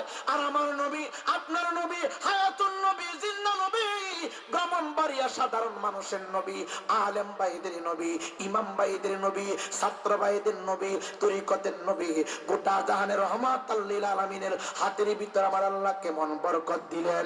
এ যুবক ভাই লালা মুবারকে কেমন বরকত দিলেন। সামান্য লালা মুবারক লাগাইয়া খোলা চক্ষু যখন আগের জায়গায় ফিট করে দিল রে আমার নবী বলে সাহাবী এখন তাকাইয়া দেখো কি অবস্থা। সাহাবী ডাক দিয়া কই ইয়া রাসূলুল্লাহ, নবী গো আল্লাহর কসম করে বলে গো নবী আমি এখন আগের চাইতে এই চক্ষু দিয়া ভালো দেখতেছি। এই জন্য অনুরোধ কইরা বলি চক্ষু ভালো করে দিলেন। আমার আরসালনাকা ইল্লা রাহমাতাল লিল আলামিন। জুড়ে বলেন না পৃথিবীর জন্য আমার নবীকে রহমত বানায় প্রেরণ করেছে কি? মরণে নবী, কবরে নবী, হাসরে নবী, মিজানে নবী, ফুলসিরাতে নবী। এই জন্য সাবধান বাবা, নবীর সাথে কোন প্রকার গুস্তাখি যেন না হয়। নবীকে ভালোবাসতে কি ফায়দা কি? যুবক ভাই শুধু এতটুকু বইলা যায় বই না যায়, সমাজের ভিতরে কিছু মানুষ দেখবেন রে বাবা নবীর বিরুদ্ধে কথা বললে তার চোখ দিয়ে পানি বাহির হয়ে যায়। নবীর বিরুদ্ধে কথা বললে অন্তরে ধাক্কা লাগে, কষ্ট লাগে। এমন কিছু আশেক বাবা আছে 5 ওয়াক্ত নামাজ ঠিকভাবে পড়ে না, 2 ওয়াক্ত নামাজ পড়ে, 5 ওয়াক্ত নামাজ পড়ে না, শুধু জুমার নামাজ পড়ে। কিন্তু ওই ব্যক্তির সামনে যদি নবীর বিরুদ্ধে কথা বলে তার চোখ থেকে পানি বাহির হয়ে যায়, চেহারাটা গরম হয়ে যায়, মনটা নষ্ট হয়ে যায়, কেমন কেমন হয়ে যায়। এ যুবক ভাই নবীর বিরুদ্ধে কথা বললে রে যার অন্তর খারাপ হয়ে যায়, চোখ থেকে পানি বাহির হয়ে যায়। যুবক ভাই অন্তরে ধাক্কা লাগে, কষ্ট লাগে। বুঝতে হবে এই লোকটা সাচ্চা আশিক রাসূল, এই লোকটার ভিতরে আমার নবীর প্রেম আর মহব্বত দিয়ে ভরপুর। আর যে লোকটা 5 ওয়াক্ত নামাজ পড়ে রে দাঁড়িয়ে আছে, টুপি আছে, পাগড়ি আছে, পাঞ্জাবি আছে, আমার মতো বড় হুজুর, যুবক ভাই আমার মতো বক্তা নবীর বিরুদ্ধে কথা বলেছে, তার অন্তরে কোনো ধাক্কা লাগে নাই। নবীর শানে কটূক্তি করেছে, তার অন্তরে কষ্ট লাগে নাই। বুঝতে হবে সে আমার নবীকে ভালোবাসতে পারে নাই, আমার নবীকে মহব্বত করতে পারে নাই। এই জন্য অনুরোধ কইরা দেয়া যায় সাবধান সাবধান, ডানে বামে সামনে পিছনে আমাকে আপনাকে গ্রাস করে ফেরার চেষ্টা করবে রে বাবা। নবীর মহব্বত থেকে কিভাবে আলাদা করা যায়, নবীর প্রেম থেকে কিভাবে আলাদা করা যায়। ইমানদার মুসলমান বাবারা অনুরোধ করে দেয়া যায় দুনিয়াতে আর কয়দিন তুমি থাকবা? মা তোমার কবরে শুইবে না, বাবা তোমার কবরে যাবে না, আত্মীয় স্বজন কেউ কবরে যাবে না। শেফা শরীফ আল্লামা কাজী আয়াত ডাক দেয়া কয় যারা পরিমাণ মহব্বত তুমি যদি রে কলিজার ভিতরে তুমি ঢুকাইতে পারো। অন্য কারো প্রেম না, মহাব্বত না, নবীর ভালোবাসা, শুধু যারা পরিমাণ প্রেম আর ভালোবাসা নিয়ে তুমি যদি অন্ধকার মাটির ঘরে ঢুকতে পারো, সেই কবরে মা নাই, বাবা নাই, আত্মীয় নাই, স্বজন নাই, নবী কামলেওয়ালা বলে রে আমার আশিকের দেহটা অন্ধকার মাটির ঘরে রাখতে দেরি হবে রে, আমি নবীজি তার কবরের ভিতরে আমি নবীর নূরের হাত বাড়াইতে দেরি করব না। এই জন্য পৃথিবীতে যারা আছে রে, কবরে যাবার আগে নবীর সাথে সম্পর্ক লাগাও, নবীর সাথে প্রেম নিবেদন করো, নবীর সাথে প্রেমের গভীরতা বাড়ায় দাও রে বাবা। এখন মরণ হতে পারে, আগামীকালকে মরণ হতে পারে, 3 দিন পরে মৃত্যু হতে পারে, কবরে যাওয়ার পরে আত্মীয় স্বজন কেউ নাই রে বাবা। আমার মাওলানা বলেছে ইয়া আইয়ুহাল্লাযীনা আমানুত্তাকুল্লাহা হাক্কা তুকাতিহি ওয়া লা তামুতুন্না ইল্লা ওয়া আনতুম মুসলিমুন। আমার আল্লাহ বলে রে ঈমানদার না হইয়া অন্ধকার কবর ঘরে আসিও না। কেন কবর ঘরে যাইবা না? এই যুবক ভাই, যুবক ভাই, হযরত উমর আল ফারুক রাদিয়াল্লাহু তাআলা আনহুর জামানায় উমরের ছেলে আব্দুল্লাহ বিন উমর ডাক দেখে, জগতের মানুষ, আমি আমার জীবনটাকে পরিবর্তনের জন্য, আমি আমার জীবনটাকে ইসলাহ করার জন্য, কবরের জিন্দেগিটা একটু নিজেকে গুছিয়ে নেওয়ার জন্য আমি মনে মনে সিদ্ধান্ত নিলাম আজকে একটু জায়গা ভ্রমণ করব, শুধু কবরের অবস্থান জানার জন্য। কবরে কোন আমল নিয়ে গেলে আমি শান্তিতে ঘুমাইতে পারবো, কবরের ভিতরে কোন আমল থাকলে কবরটা আমার আল্লাহ ফুলের বাগান বানায় দেবে, কবরের ভিতরে আমার আল্লাহ জান্নাতি নূরের লাইট জ্বালায় দিবে। এই বাদুঘরের বাবা, কিছু মানুষ মৃত্যুবরণ করলে রে, কবরটা আমার আল্লাহ ইটের বাটার মতো আগুনের চুলা বানায় দিবে। ইটের বাটা যেমন 24টা ঘন্টা দাও দাও করে জ্বলে রে বাবা, আমাদের মধ্য থেকে কিছু মানুষ মৃত্যুবরণ করলে কবরটাকে আমার আল্লাহ ইটের বাটার মতো আগুনের চুলা বানায় দিবে। আবার কিছু মানুষ মৃত্যুবরণ করলে তার কবরটাকে আমার আল্লাহ প্রশস্ত করে দিবে, ফুলের বাগান বানায় দিবে। এখন সিদ্ধান্ত তোমার, ডান দিকে গেলে ফুলের বাগান, বাম দিকে গেলে ইটের বাটা আগুনের চুলা। এখন তুমি চিন্তা করো কোন দিকে লড়বা, কোন দিকে যাইবা। ইমানদার মুসলমান যুবক আব্দুল্লাহ বিন উমর ডাক দিয়া বলে রে, আমি প্রতিদিন একটা ঘোড়ার পৃষ্ঠে সওয়ার হইয়া বিভিন্ন জায়গায় ভ্রমণ করতাম, বিভিন্ন জায়গায় চলাফেরা করতাম, আজকে ঘোড়ার পৃষ্ঠে সওয়ার হইলাম না। আমি সিদ্ধান্ত নিলাম আমি আমার পা দিয়া হাইটা হাইটা গোটা এলাকাটা আমি ভ্রমণ করব। এক জায়গা থেকে পা দিয়া হাইটা হাইটা আরেক জায়গায় আমি ভ্রমণ করব। যুবক ভাই, সামনে অল্প একটু খাবার নিয়ে নিলেন, তার থলির ভিতরে অল্প কিছু খুরমা ঢুকায় দিলেন, সামান্য পরিমাণ পানি ভিতরে ঢুকায় নিলেন, মনে মনে চিন্তা করে রে আমি তো ভ্রমণ করব, বেশি খাবারের প্রয়োজন নাই। হাঁটতে হাঁটতে যাইতে যাইতে রে হঠাৎ করে মরুভূমির উত্তপ্ত বালির ভিতর থেকে বারবার চিৎকার দিচ্ছে, বাঁচাও বাঁচাও বাঁচাও, এই বলে বারবার চিৎকার চেঁচামেচি করতেছে। আব্দুল্লাহ বিন উমর ডান দিকে তাকায়, বাম দিকে তাকায়, সামনে তাকায়, কাউকে দেখা যায় না। আওয়াজটা জমিনের ভিতর থেকে আসতেছে। আব্দুল্লাহ বিন উমর মনে মনে চিন্তা করতেছে, এই চিৎকার চেঁচামেচির আওয়াজ করতে গিয়ে আসতেছে, মালিকের দরবারে হাত বাড়ায় দিল, মাওলা এই আওয়াজ কে করতেছে, আমি তার সাথে একটু কথা বলবো, তার চেহারাটা একটা নজর আমি একটু দেখব। এই ইমানদার মুসলমান বাবারা, আমার আল্লাহ রব্বুল আলামিন ব্যবস্থা করে দিলেন। একটু পরে তাকায় দেখে রে মরুভূমির উত্তপ্ত বালির নিচ থেকে একজন মানুষ উপরের দিকে উঠতেছে আর চিৎকার দিচ্ছে, বাঁচাও, চিৎকার দিচ্ছে, বাঁচাও। কে বাঁচাবে? কেউ নাই। আব্দুল্লাহ বিন উমর ডাক দিয়া বলে, এইভাবে তুমি চেঁচামেচি চিৎকার দিচ্ছ কেন? কারণ কি? বিষয়টা কি? ডাক দেয়া কই, হুজুর, হুজুর আমার কবরের ভিতরে আগুন দাও দাও করে জ্বলছে গো হুজুর, আমার কবরের ভিতরে আগুনটাও দাও করে জ্বলছে গো হুজুর, আমি কষ্ট পাইতেছি, এই জন্য চেঁচামেচি করতেছি, এই জন্য আমি চিৎকার দিচ্ছি। হুজুর আপনি কে?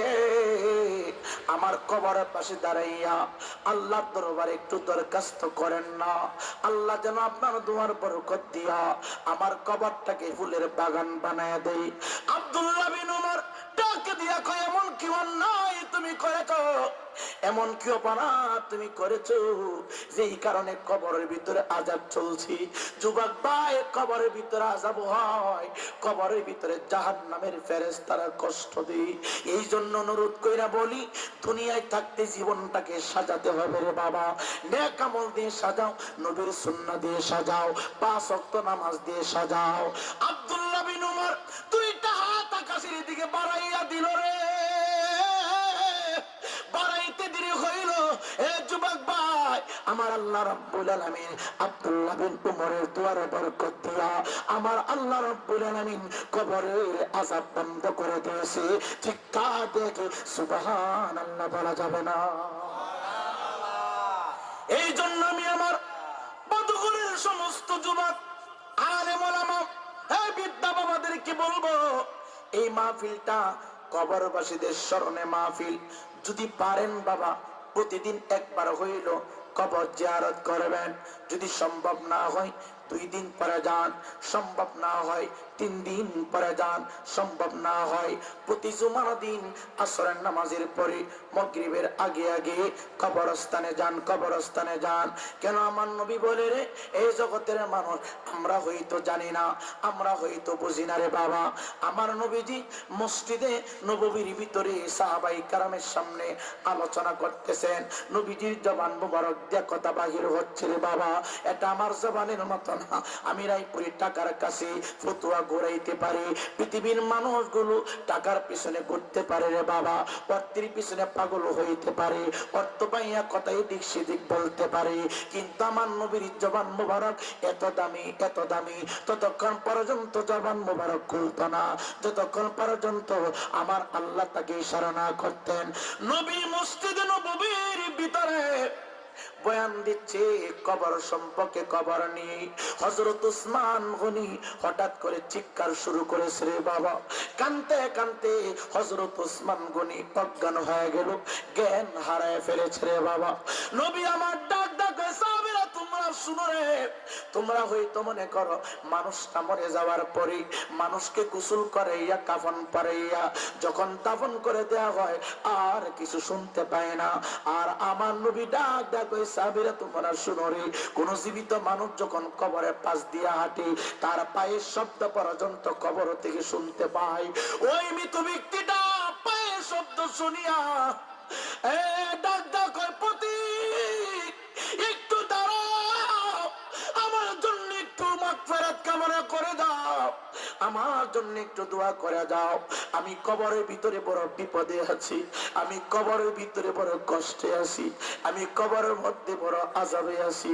এই জন্য বাদুঘরের বাবা কে কি বললো না বললো শুনবেন না। আপনার বাবার কবরটা আপনি জিয়ারত করবেন, আপনার দাদার কবরটা নাতি হিসাবে জিয়ারত করবেন, আপনার মায়ের কবর সন্তান হিসাবে আপনি জিয়ারত করবেন। আমি আমির হোসেন রায়পুরি আপনার মা বাবার জন্য দোয়া করব, কবুল হইতে পারে না হইতে পারে কোনো গ্যারান্টি নেই, কিন্তু কোন সন্তান যদি রে মা বাবার কবরস্থানে বসে দাঁড়াইয়া শুধু ডাক মারে, রব্বির হামহুমা কামা রব্বায়ানি সগীরা, রব্বির হামহুমা কামা রব্বায়ানি সগীরা, চিৎকার দিয়ে আল্লাহু আকবার বলা যাবে না? যুবক ভাই, দৌড়াদৌড়ি না ফেলাবি, সব বাদ দাও, বাদ দাও, নিজের জীবনটা নিয়ে ব্যস্ত হয়ে যাও। তোমার মরণটা জানি কিভাবে হয়, মরণকাল ঈমান নিয়ে যাইতে পারবে কিনা, তোমার মরণটা কোন জায়গায় হবে, কবরে জিন্দেগি জানি কেমন হয়, কবরে আযাবের ফেরেশতারা হাতে গ্রেফতার হয় কিনা, শুধু এই চিন্তা নিয়ে ব্যস্ত হয়ে যাও। অন্যের গীবত বলার দরকার নাই, কে কি করলো না করলো শোনার দরকার নাই, বোঝার দরকার নাই। আমি আমার জীবনটাকে সাজাবো। ইমানদার মুসলমান যুবক, নবী আমার বাড়ারে খালি পায়ে মানুষ কবরস্থানে পাশ দিয়ে হাইটা গেলি রে, এই খালি পায়ের আওয়াজ কবর থেকে মানুষ শুনতে পায়। এই জন্য আমাদের দায়িত্ব কি, কর্তব্য কি, যখন কোন কবরস্থান দেখবো হাতের ভিতরে মোবাইল ফোন বাজতেছে বন্ধ করে দিব। সাবধান, কবরের পাশে ডিজে গানের ব্যবস্থা করবা না। সাবধান, কবরস্থানের পাশে কোনো এলোমেলো কাজ করবা না। কবরস্থানের পাশে হাই হুল্লা করবা না। কবরস্থানের পাশে খেলাধুলা করবা না। কবরস্থানের পাশে বেশি হাসা তামাশা করবা না। কবরটা দেখলে মুসলমান হিসাবে তোমার দায়িত্ব হলো লম্বা করে একটা সালাম দিবা, আসসালামু আলাইকুম ইয়া আহলাল কবর। এই যদি পারো রে সূরাতুল ফাতিহা একটা বার তেলাওয়াত করবা, সূরা ইখলাস 3 বার তেলাওয়াত করবা। যারা যে সূরা জানো রে সূরাগুলো তেলাওয়াত কইরা কবরস্থানটা সামনে লইয়া তোমার আল্লাহর দরবারে হাত বাড়াইবা। মনে রাখবা, কবর জিয়ারত করতে গেলে পশ্চিম দিকে কিবলা করতে হয় না। নামাজের জন্য কিবলা হলো, নামাজের জন্য কাবা শরীফ হইল আমাদের দিক। এই যুবক ভাই, নামাজের জন্য কিবলা হইল দিক, দুয়ার জন্য কিবলা দিক না। দুয়ার কিবলা হইল আসমান, দুয়ার কিবলা হইল আসমান। কবরস্থানের পাশে দাঁড়াইয়া পূর্ব দিকে মুখ করে তুমি দোয়া করতে পারবা, পশ্চিম দিকে ফিরিয়া তুমি দোয়া করতে পারবা, উত্তর দিকে মুখ করে তুমি দোয়া করতে পারবা। কারণ নামাজের কিবলা মক্কা আর দুয়ার কিবলা আসমানে আসমানে। এ যুবক ভাই, অনুরোধ কইরা দেয়া দায়, কবরস্থানের পাশে দাঁড়াইয়া হাতটা তুইলা জিয়ারত করবা, ডাক মারবা, বলবেন হুজুর তেলাওয়াত করতে পারি না, দুরূদ শরীফ পড়তে পারি না, কি করব? দুরূদ পড়া লাগবে না, তেলাওয়াত করা লাগবে না। প্রত্যেকের বাংলা ভাষা আমার আল্লাহ জানে। শুধু কবরস্থানের পাশে দাঁড়াইয়া ডাক মারবা না। কবরস্থানের ভিতরে যত মুর্দার আছে আমি তাদের পক্ষে ভিক্ষা চাই, তাদের সকলকে তুমি মাফ করে দাও। এ যুবক, কবরের পাশে দাঁড়াইয়া তুমি যখন ডাক মারবা, রব্বির হামহুমা কামা রব্বায়ানি সগীরা, কবরস্থানের পাশে দাঁড়াইয়া তুমি যখন চোখ থেকে পানিগুলো সারিয়া ডাক মারবা, আল্লাহ সকলকে ক্ষমা করে দাও। আল্লাহর কসম কইরা বলি, আল্লাহর কসম কইরা বলি রে, এক ফোঁটা চোখের পানি নাকের ডগায় আসার আগে আগে আমার আল্লাহ তোমার দুয়ার বরকত দিয়া কবরের আযাব বন্ধ করে দিবে রে। আরো জোরে বলেন না। নবীজি মসজিদে নববীতে, কোথায়? মসজিদে নববীতে বলতেছে সাহাবীরা, কোথাও যদি আগুন লেগে যায় দ্রুত পানি ঢেলে দিবা। কি ঢেলে দিবা? পানি ঢেলে দিবা। কারণ কি? পানি আগুনের উপর দিলে আগুন নিভে যাবে। আবু বকর কয়, হুজুর আগুন নিভাবো পানি দিয়া, কবরের ভিতর যদি আগুন লাগে কি করব? কবরে যদি আযাব হয় কি করব? নবীজি বললেন, কবরে যদি আগুন লাগে, কবরে যদি আযাব হয়, তাহলে কবরবাসীকে উদ্দেশ্য করে বেশি বেশি করে ইসালে সওয়াব করো, বেশি বেশি করে জিয়ারত করো। যদি তা সুযোগ না হয়, কবরবাসীকে উদ্দেশ্য করে বেশি বেশি করে দান খয়রাত করো। দানের মাধ্যমে কি হয়? আমার নবীজি বললেন, আগুনের উপরে পানি ঢাললে যেমন আগুন নিভে যায়, কবরবাসীদের উদ্দেশ্যে বেশি বেশি করে দান খয়রাত করলে এই দানের উসিলা দিয়া কবরের আযাব আমার আল্লাহ বন্ধ করে দেন। আরো জোরে বলেন না। এর জন্য কবর জিয়ারতের দরকার আছে না নাই? কথা বলেন, আছে না নাই? বেশি বেশি করে দান খয়রাত করবেন। বাবা আজকে এখানে আসি, আগামীকালকে হয়তো থাকতে পারি কবরে। কথা বলেন না। ওয়ারেন্টি কার্ড আছে, গ্যারান্টি কার্ড আছে। এই এলাকায় কত মানুষ ছিল, কত মুরব্বী ছিল, আজকে তারা কবরস্থানে ঘুমাইতেছে। এই 2026 সালের আজকে 25শে জানুয়ারি, ডেটটা একটু খাতায় লেখা রেখেন। আগামী 27 সালের 25শে জানুয়ারি আসার আগে আগে এই এলাকা থেকে অনেক মানুষ কবরে চলে যাবে। কথা বলেন না। অনেক মানুষ চলে যাবে। গত বছরের চাইতে এই বছরের মাহফিলের পরিবেশ বলেন তো সুন্দর হয় নাই? সুন্দর হয়েছে, চমৎকার হয়েছে। প্যান্ডেল সাজানো, লাইটিং, মাইক সবকিছু ভিন্ন রকম। দান খয়রাত, দান খয়রাত করলে দান হইল বীজের মতো। একটা দান, একটা দানের গোটা জমিনের ভিতরে আপনি রোপণ করে দিলেন, একটা দান থেকে দেখবেন কয়েক হাজার দান হয়। কথা বলেন না। একটা আমের বিচি জমিনের ভিতরে রোপণ করে দিলেন, একটা আমের বিচির থেকে একটা ডাল হয়, একটা ডাল থেকে অনেকগুলো ডাল হয়, অনেকগুলো ডালের ভিতরে হাজার হাজার আম একটা ডালের মধ্যে থাকে। আমি ইচ্ছা বললাম। এই জন্য দান করিতে হলো বীজের মতো। কম করবেন, আপনার ফায়দা হবে বেশি। নবীজি নবীজির মেয়ে হযরতে ফাতেমাতুজ জোহরা, গত বছর এই কথাগুলো বলেছিলাম, শেষ করতে পারি না। আমি বাকি কথাগুলো আজকে বলি, শুনেন। নবীজির মেয়ের ঘরে খাবার নেই, তো নবীজির পক্ষ থেকে খাতুনে জান্নাত ফাতেমাতুজ জোহরা রাদিয়াল্লাহু তাআলা আনহাকে ব্যবহার করার জন্য একটা চাদর মুবারক দিয়েছিলেন। কি মুবারক? চাদর দিয়েছিলেন, গিফট। এটা জান্নাতি চাদর মুবারক দিয়েছিলেন ব্যবহার করার জন্য। তো ফাতেমাতুজ জোহরা চিন্তা করলেন, ঘরে যেহেতু খাবার নেই, চাদরটা বিক্রি করে খাবারের ব্যবস্থা করব। সুবহানাল্লাহ, সুবহানাল্লাহ। সম্মানিত হাজিরিন, আমাদের জিন্দেগি তাদের জিন্দেগিটা কেমন? ঘরের ভিতরে খাবার নেই, তারপরেও স্বামীর সাথে কোনো যুদ্ধ করে না, ঝগড়া করে না, ফাসাদ করে না। সন্তানের মুখে খাবার নেই, বাবার সাথে খারাপ আচরণ করে না। নবীজির কলিজার টুকরা, নয়নের পুতুলি খাতুনে জান্নাত ফাতেমা মনে মনে চিন্তা করে, আমি আমার স্বামীকে খাবারের জন্য প্রেসার দিতে পারবো না।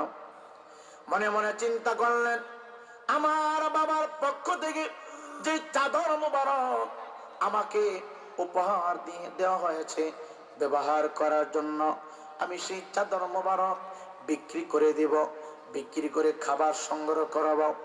কিছুক্ষণ মানে হযরতে মাওলানা আলী কাররামাল্লাহ ওয়াজহু হুজরা মুবারকের ভিতরে ঢুকলেন।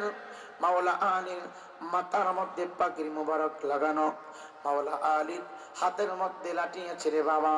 আল্লাহ জিকির করতে করতে হুজরা মুবারকের সামনে হাজির হয়ে গেলেন। মাওলানা আলী দরজার সামনে দাঁড়ায় ফাতেমাতুজ জোহরা রাদিয়াল্লাহু তাআলা আনহাকে সালাম দিয়ে দিলেন। বাবা ফাতেমা সালামের উত্তর দিয়া মুস্কি হাসি দিয়া বলে, চলেন না ঘরের ভিতরে চলে আসেন। হুজরা মুবারকের ভিতরে ঢুকলেন। এ যুবক ভাই, ঘরের ভিতরে কিন্তু খাবার নয়, তারপরেও স্বামী স্ত্রীর ভিতরে মহব্বতের কোনো অভাব নাই। ডাকা দিয়া কই, স্বামী গো,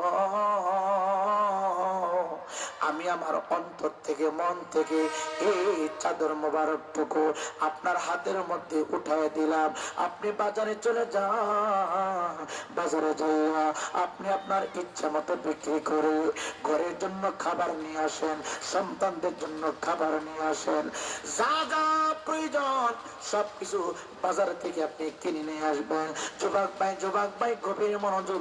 আমরা তো দুনিয়াতে থাকবো না, আমরা দুনিয়া থেকে চলে যাওয়ার পরে আমরা কি রেখে গেলে অন্ধকার কবরে শান্তিতে থাকতে পারবো, ভালো থাকতে পারবো। আখিরাতটা আমার জন্য সহজ হয়ে যাবে, ফুলসিরাত আমার জন্য সহজ হয়ে যাবে। খাতুনে জান্নাত ফাতেমাতুজ জোহরা ডাক দিয়া কই, স্বামী, এটা আমার বাবার পক্ষ থেকে উপহার, আমাকে ব্যবহার করার জন্য দেওয়া হয়েছে। আল্লাহর কসম, মনে কোনো কষ্ট নাই, মনে কোনো দুঃখ নাই। আমি খুশি মনে চাদর মোবারক আপনার হাতের ভিতরে উঠে দিলাম। আপনি আপনার ইচ্ছা মতে চাদর মোবারকটুকু বিক্রি করিয়া ঘরের ভিতরে যা যা প্রয়োজন সবকিছু নিয়ে আসবেন। মাওলানা আলী হাতের মধ্যে চাদর মোবারক নিয়া টপ টপ করে চক্ষু মুবারক থেকে পানি মুবারক ছেড়ে দিয়েছি, পানি মুবারক গুলো ছেড়ে দিয়েছি। আর মনে মনে চিন্তা করতেছে, কতটুকু ধৈর্য থাকলে এই কাজ করতে পারে। চাদর মুবারক হাতের মধ্যে নিয়ে বাজারের দিকে রওনা হয়ে গেল। রে কেমনে বুঝাবো, কোন ভাষা দিয়ে বুঝাবো? বাজারে যাই না রে বাবা, বেশি দামে বিক্রি করতে পারেন নাই। 6 দিরহামে ব্যবহৃত চাদর মোবারক অন্য আরেকজন সাহাবী কিনে নিয়েছে। মাওলানা আলী 6 দিরহাম চাদর মোবারক বিক্রি করলেন।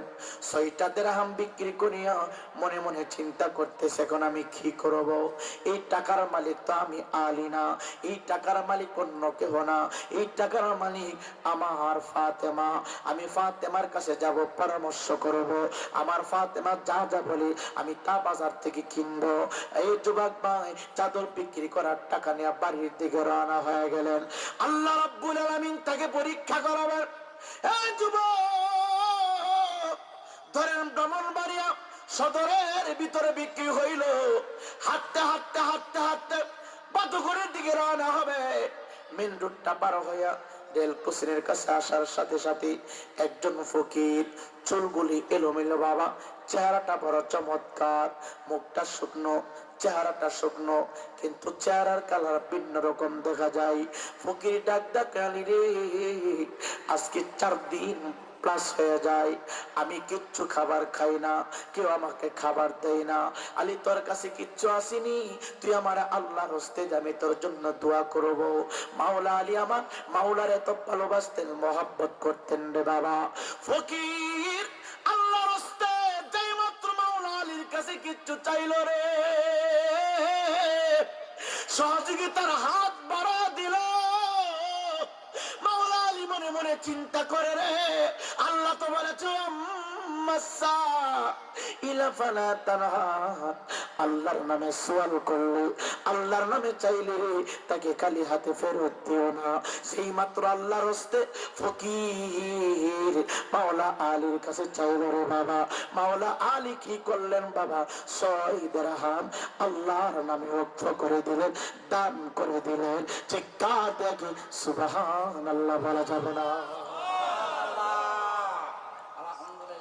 চাদর বিক্রি করার টাকা আল্লাহরে খুশি করার জন্য দান করে দিলেন।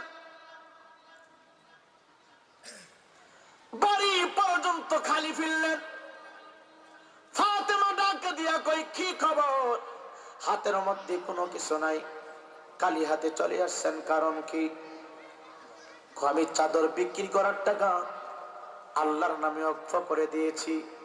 ফাতেমা বলেছে, আলহামদুলিল্লাহ, আপনি ভালো কাজ করেছেন। সুবহানাল্লাহ, আপনি মাওলারে খুশি করার জন্য চাদর বিক্রি করার টাকা দান করে দিয়েছেন, ভালো কাজ করেছেন। একটু আওয়াজ দিয়া বলেন না, মাওলা আলী চাদর বিক্রি করার টাকা আল্লাহর নামে ওয়াকফ করেছে, আমার আল্লাহ দেখছে কি দেখছে না? কথা কন না। আল্লাহ রাব্বুল আলামিন হযরতে মিকাইলকে পাঠিয়ে দিলেন, যারে মিকাইল যা, হে জিবরাইল যা,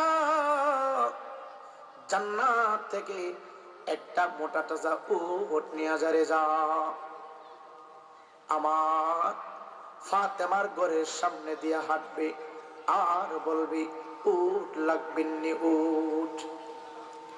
সম্মানিত হাজিরিন, 6 দিরহাম মাওলারে খুশি করার জন্য দান কইরা দিছে রে। তারা আমার মালিককে কি পরিমাণ মহব্বত করত, কি পরিমাণ ভালোবাসতো, আমার নবী কামলেওয়ালাকে কি পরিমাণ ভালোবাসতো রে বাবা। কষ্ট করে আপনাকে বুঝাইতে পারবো না, কথা দিয়ে আপনাকে পরিবর্তন করতে পারবো না। শুধু আল্লাহর নামটা শুনলো, নিজের ঘরে খাবার নাই, সন্তানের খাবার নাই, চাদর বিক্রি করার টাকা আল্লাহর নামে ওয়াকফ করে দিয়েছে। আমার আল্লাহ ডাক দেখে, জিবরাইল মোটা তাজা একটা উট নিয়ে যা রে, উট নিয়ে যা। কি করবে জানিস নি? ও জিবরাইল, জানোস নি? এমনিতে একটা বাহানা কইরা আলীর বাড়ির সামনে দিয়ে ঘোরাফেরা করবি আর বলবি, উট লাগবেননি উট।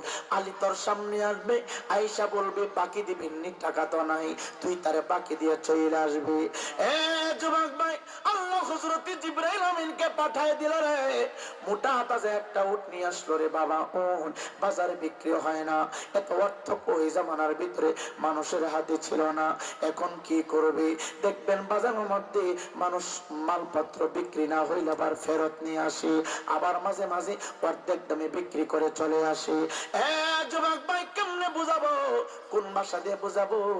মোটা তাজা উটটা বিক্রি হইল না। এবার জিবরাইল আলাইহিস সালাতু ওয়াস সালাম মাওলা আলীর বাড়ির সামনে দিয়া উটটা নিয়ে হাঁটে আর ডাকে, উট লাগবেননি উট। মাওলা আলী বাহির হয়ে দেখে এত চমৎকার মোটা তাজা একটা উট, রাখার মতো অর্থ তার কাছে নাই। মাওলা হুসাইন ডাক দেখে, বাবা গো, উটটা আমার বড় পছন্দ হয়েছে। পছন্দ হইলে কি হবে বাবা, আমার কাছে তো কোনো অর্থ নাই, টাকা নাই। মাওলা হুসাইন ডাক দেখে, বাবা গো, আপনি তার কাছে সময় নেন, বাকি দিবে, বাকি চাইয়া দেখেন না, বাকি দেখি না। মাওলা আলী ডাক দিয়া কই টাকা নাই, আপনি যদি আমাকে 1 মাসের বাকি দেন, 1 মাস পরে আপনার ওদের টাকা আমি পরিশোধ করব, যেভাবে হোক। চিৎকার দিয়ে কি সুবহানাল্লাহ বলা যাবে না? 1 মাসের বাকি দিয়া ওট দিয়া গেল, জোরে কর না মারহাবা। এবার আমার আল্লাহ মিকাইল 3 দিন পরে পাঠাইছে, মিকাইল যা তুই গিয়া উটটা কিনে আনবে, জোরে কর সুবহানাল্লাহ। যতটা কিনছে তার চাইতে ডাবল দিয়া কিনবে। কিনছে 100 দিরহাম দিয়া। কয় দিরহাম? 100 দিরহাম দিয়া মাওলা আলী কিনছে। 3 দিন পরে আয়েশা কয় 160 দিরহাম আপনাকে দেওয়া হবে, উটটা আমারে দিয়ে দেন। সুবহানাল্লাহ বলবেন না? কয় দিরহাম? 160 দিরহাম।